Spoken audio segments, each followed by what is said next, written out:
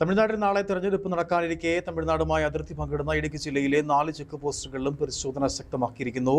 Static surveillance ടീമുകളുടെ പരിശോധനയ്ക്ക് പുറമെ തമിഴ്നാട്ടിലെയും കേരളത്തിലെയും പ്രത്യേക പോലീസ് സംഘങ്ങളും പരിശോധനക്കായി രംഗത്തുണ്ട്. വിശദാംശങ്ങളുമായി അനീഷ്, പരിശോധനകൾ എത്രത്തോളം ശക്തമാണ്?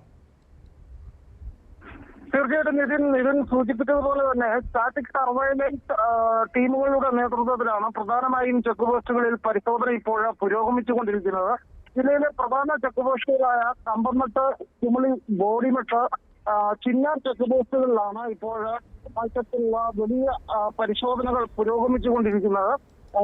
ഇതിനോടൊപ്പം തന്നെ തമിഴ്നാട്, കേരള പോലീസ് സംയുക്ത സംഘത്തിന്റെ പരിശോധനയും ഇപ്പോൾ നടക്കുന്നുണ്ട്. പ്രധാനമായും കമ്പംമെട്ട്, ബോഡിമെട്ട് ചെക്ക് പോസ്റ്റുകളിലും അതുപോലെ തന്നെ കുമളി ചെക്ക് പോസ്റ്റിലുമാണ് ഇപ്പോൾ 24 മണിക്കൂർ പരിശോധനകൾ നടക്കുന്നത്.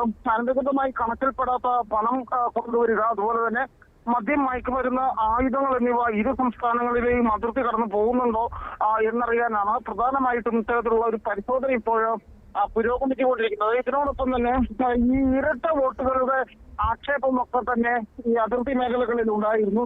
ഇത്തരത്തിലുള്ള ഇലക്ഷൻ വിങ്ങിന്റെ ഒരു പ്രത്യേക സംഘവും പരിശോധന നടത്തുന്നുണ്ട്. എന്താണെങ്കിലും തോട്ടം തൊഴിലാളികളെ അടക്കം രാവിലെ പരിശോധനകളിൽ അവർ നേരിട്ട് പരിശോധിക്കുകയുണ്ടായി.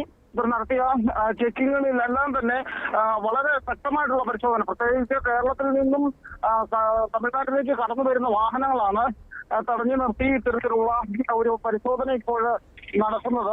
ഇത് 24 മണിക്കൂർ പരിശോധന തുടരുമെന്നാണ് ഇപ്പോൾ ഈ സംഘം അറിയിച്ചിട്ടുള്ളത്. നിതിൻ. ശരി അനീഷ്.